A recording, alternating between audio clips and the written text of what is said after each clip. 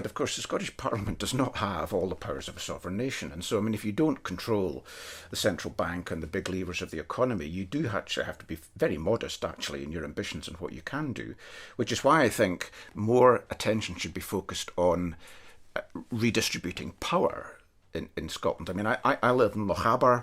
My mother lives in Skye. It's a 2.5-hour drive away. She's in the same council area. Last week I was on holiday climbing hills in the northwest of Scotland at Durness. That's in the same council area. That's a 5-hour drive away. I mean, the idea that people have got any real agency over what happens in their own local community, has been hollowed out. I mean, you referenced Jimmy Reid's alienation lecture, I think, in an earlier podcast. And he's well known for his comment about the rat race, but he was also very disparaging about plans to centralise government in 1973. He said, what are we to become? Are we to become the Western region?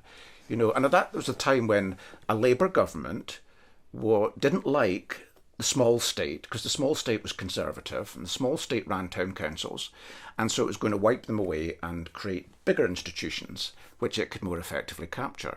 And I don't think that's been a particularly successful exercise, because whatever you think about real local democracy, that's where people learn the skills of participation in decision making, the difficult trade-offs that have to be made, and the skills in articulation of ideas. And with a decline in trades unions, decline in local government, the decline in the church, etc., people don't have that training ground anymore.